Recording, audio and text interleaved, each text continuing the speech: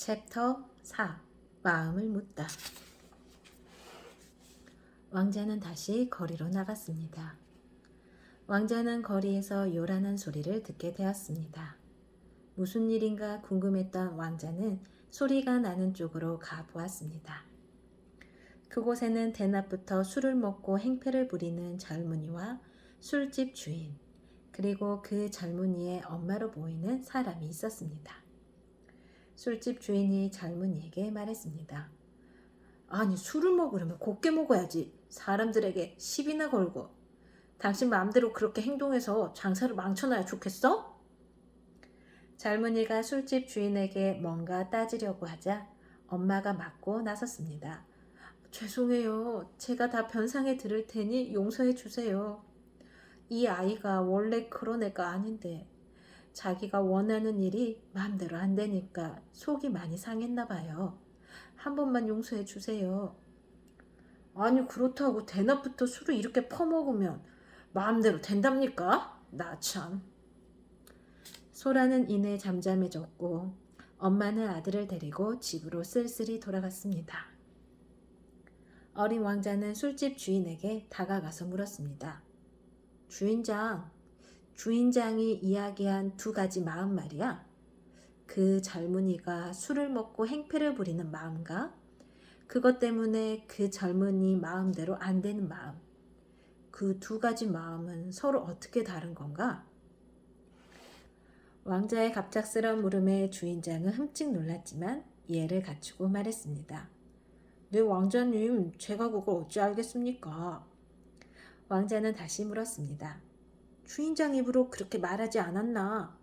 마음대로 하면 마음대로 되지 않는다고. 처음의 마음과 나중의 마음은 뭐가 다른가?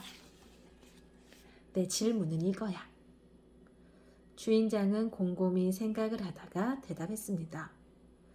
처음 마음은 화내는 마음이고 나중의 마음은 바른 마음인 것 같습니다.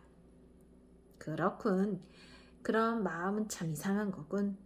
바른 마음이 있고 화내는 마음이 있는데 모두 그냥 마음이라고 부르는군. 마음은 변덕쟁이인가 보구먼.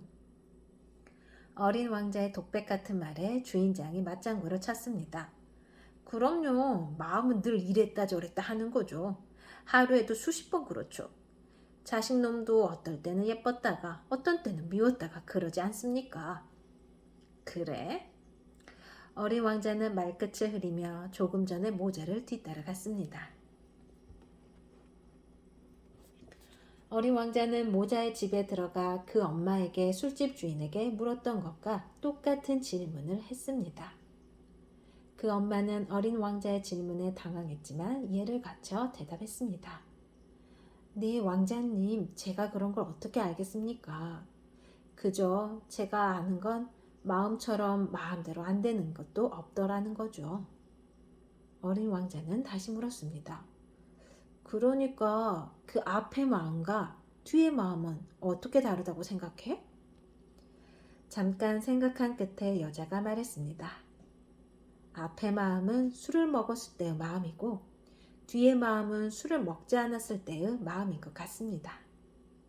어린 왕자는 눈을 반짝이며 말했습니다. 그래, 그거구나. 처음의 마음은 진짜 마음이 아닌 거지. 술을 먹어서 변한 것이고 진짜 마음은 정신이 온전할 때의 마음인 거야. 고마워. 여자는 영문도 모르고 절을 했고 어린 왕자는 기쁜 마음에 스승님께 돌아왔습니다. 스승님께 돌아온 어린 왕자는 신이 나서 밖에서 있었던 일을 말하고 나서 이렇게 말했습니다. 스승님, 마음은 진짜 마음과 가짜 마음이 있어요.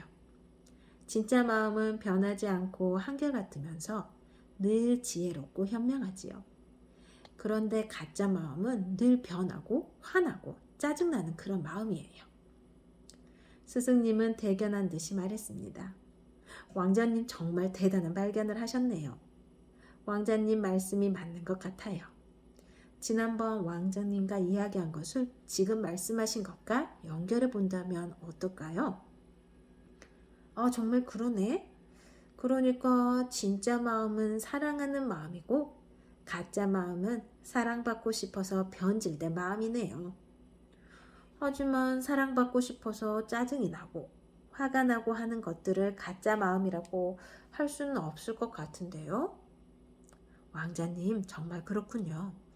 왕자님께서 말씀하신 진짜 마음은 지혜로운 마음이네요.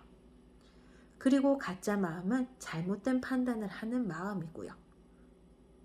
어린 왕자는 곰곰이 생각하다 대답했습니다. 그럼 지혜로운 마음과 감정의 마음이라고 하면 어떨까요?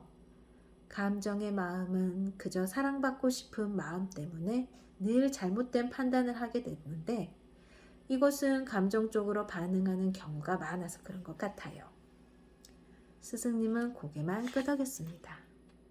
어린 왕자가 말을 이어갔습니다.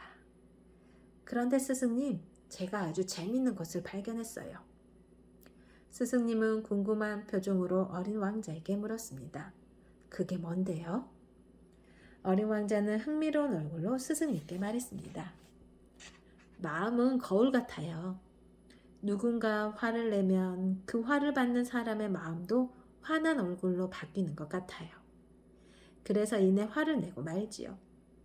그거 참 재미있는 말씀이네요. 계속해 보세요. 스승님은 호기심에 가득 찬 표정으로 어린 왕자의 말에 귀를 기울였습니다. 제가 오늘 만났던 젊은 사람과 술집 주인이 그랬어요. 젊은 사람이 술을 먹고 화를 내자 술집 주인도 덩달아 화를 내는 거예요. 마치 두 사람은 거울을 마주보고 있는 것 같았어요. 물론 나중엔 누가 거울이고 누가 거울이 아닌지 알기 힘들었지만요. 스승님이 말했습니다. 거울이라는 표현이 정말 재미있는 것 같네요, 왕자님. 거울은 거울에 비치는 사람을 따라하죠. 자신이 먼저 어떤 행동을 하지는 않죠. 그런 면에서 보면 거울이 된다는 것은 자신을 잃고 상대방에게 종속되는 것을 의미하는 것 같아요. 어린 왕자가 눈을 크게 뜨고 말했습니다. 맞아요, 스승님.